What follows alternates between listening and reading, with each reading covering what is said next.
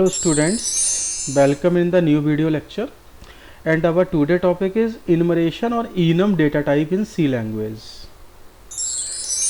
Enumeration or enum in C.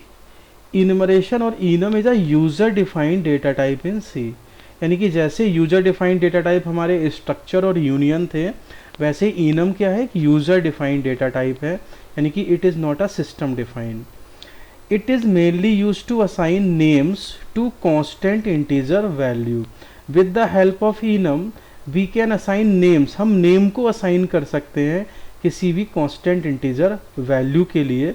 देखिए name को assign करने का पर्पज क्या है कांस्टेंट इंटीजर वैल्यू को, क्योंकि नेम्स थोड़े क्या होते हैं, इजी टू रीड होते हैं प्रोग्राम में, और अगर हम नेम को यूज कर रहे हैं in place of constant integer value तो उससे हमारे प्रोग्राम की अंडरस्टैंडिंग थोड़ी बेटर हो जाती है, प्रोग्राम को समझना हमें आसान हो जाता है.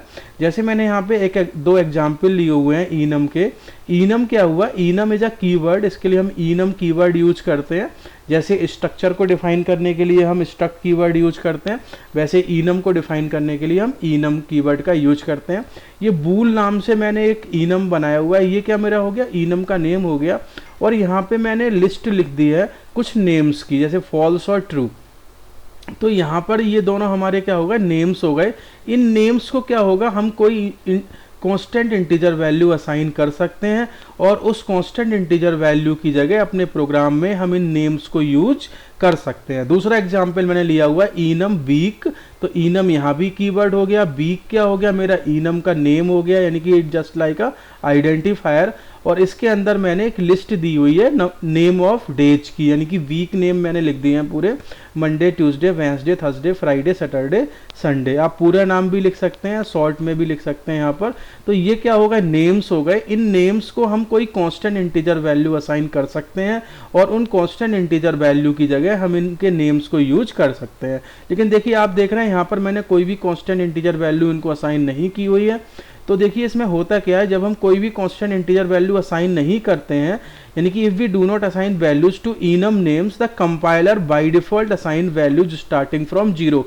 यानी कि जीरो से वैल्यू स्टार्ट करेगा. इसमें जितने भी नेम्स होंगे, जैसे इसकी MON है मंडे, तो मंडे की वैल्यू 0 हो जाएगी, ट्यूसडे की वैल्यू 1 हो जाएगी, फिर वेंसडे की वैल्यू 2 हो जाएगी, फिर इसकी 3, 4, 5, 6 ऐसे ही. फॉल्स की वैल्यू 0 होगी, ट्रू की वैल्यू 1 होगी, क्योंकि यहाँ तो दो ही नेम दिए हुए हैं, यहाँ पर नेम्स ज़्यादा हैं. तो इट विल स्टार्ट फ्रॉम 0. जैसे for example in the above example, Monday get 0, Tuesday get 1, Wednesday get 2 and so on. तो इस तरह से हम नेम्स को यूज कर सकते हैं in place of constant integer values. तो यहाँ देखिए मैंने इसका एक एग्जाम्पल लिया हुआ है प्रोग्राम की हेल्प से. इसमें मैंने हेडर फाइल इंक्लूड किया हुआ है, enum एक वीक नाम का एक enum बनाया हुआ है. इसमें मैंने एक लिस्ट लिख दी है पूरे वीक के नेम की, वीक के जो डेज होते हैं उनके नेम्स की.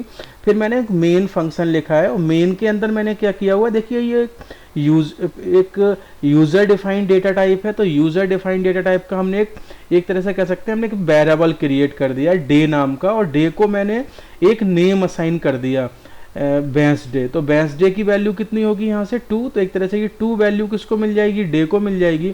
और हमने यहाँ पे उसकी वैल्यू को प्रिंट कराया हुआ है %d, डे. तो डे कितना प्रिंट करेगा, इसमें 2 वैल्यू प्रिंट कर देगा, और इसका आउटपुट कितना आ जाएगा, 2 आ जाएगा. तो इस तरह से हम नेम्स को यूज कर सकते हैं कॉन्स्टेंट वैल्यू की जगह. ठीक है, जैसा मैंने आपको यहाँ पे बताया, it is use to assign names to constant integer value. तो बाय डिफ़ॉल्ट इसमें हमारा 0 से स्टार्ट करता है अगर हम कोई भी वैल्यू असाइन नहीं करते हैं, और इस तरह से हम उसके enum को डिफाइन करते हैं. अब देखिए अगर हम वैल्यू असाइन करना चाहते हैं, यानी कि we can assign values to some constants, यानी कि सम नेम्स को हम वैल्यूज को असाइन कर सकते हैं in any order. All unassign constants, basically ये कॉन्स्टेंट भी हम इनको बोल सकते हैं. Get value as value of previous name +1. जैसे अगर मैं पार्शियल असाइनमेंट करता हूँ, देखिए इस लाइन का मतलब हम समझते हैं यहाँ पे कि +1 का मतलब क्या है. जैसे हमने एक हेडर फाइल लगा दिया, फिर enum हमने बनाया, डे नाम से बनाया हुआ है यहाँ पर enum. तो संडे की वैल्यू मैंने 1 दे दी, लेकिन मंडे को मैंने कोई वैल्यू नहीं दी है. तो मंडे क्या करेगा, मंडे वैल्यू लेगा प्रीवियस वाले से एक वैल्यू इसकी ज़्यादा हो जाएगी, यानी कि मंडे की वैल्यू हो जाएगी 2, लेकिन ट्यूसडे की वैल्यू फिर मैंने असाइन कर दी सपोज 5। अब यहाँ वेंसडे को मैंने कोई वैल्यू असाइन नहीं किया, तो वेंसडे की वैल्यू क्या होगी, एक इंक्रीज हो जाएगी प्रीवियस नेम की वैल्यू से। तो इसकी वैल्यू 5 है, तो वेंसडे की वैल्यू कितनी हो जाएगी, 6। थर्सडे को मैंने 10 दे दिया है, फ्राइडे सैटरडे को मैंने कोई वैल्यू असाइन नहीं किया, तो फ्राइडे की वैल्यू हो जाएगी 11 और सैटरडे की वैल्यू हो जाएगी 12।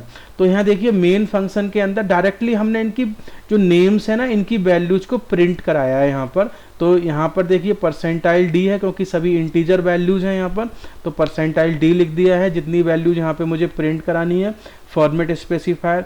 फिर मैंने सन, मन, TUE, फिर वेंसडे, थर्सडे, फ्राइडे, सैटरडे लिख दिया है। तो संडे की वैल्यू आप ऊपर देखिए कितना असाइन किया मैंने, 1, तो यहाँ पर देखिए आउटपुट है 1 प्रिंट हुआ है। फिर मंडे की वैल्यू मैंने कोई भी असाइन नहीं किया, तो इसकी वैल्यू एक इंक्रीज हो जाएगी प्रीवियस 1 से। यही इसमें बताया गया है, all unassigned constant get value as value of previous name plus 1, यानी कि प्रीवियस नेम से एक ज़्यादा वैल्यू उसकी हो जाती है। तो यहाँ पर हम इसकी वैल्यू 2 हो जाएगी मंडे की, फिर ट्यूसडे की 5, फिर वेंसडे को हमने कोई वैल्यू असाइन नहीं की है, तो वेंसडे की वैल्यू क्या होगी, प्रीवियस से एक ज़्यादा हो जाएगी, इसकी 6। तो इस तरह से हम वैल्यूज़ को क्या कर सकते हैं, प्रिंट यहाँ पे कराई हुई हैं। तो इस तरह से हम जो हमारे नेम्स हैं उनको हम वैल्यू असाइन भी कर सकते हैं, ठीक है, और हम उसमें क्या करते हैं, नेम्स को हम यहाँ पे यूज कर लेते हैं इस तरह से। तो नेम्स क्या होते हैं, थोड़े से रीडेबिलिटी ज़्यादा है। अगर मैं यहाँ पे कांस्टेंट वैल्यू लिखता है यहाँ पे सीधे 1 2, तो ये पता नहीं चलता कि ये वैल्यूज हैं किसकी 1 2 3। तो इस तरह से हम अपने प्रोग्राम में इसको यूज कर सकते हैं, ठीक है। Thank you.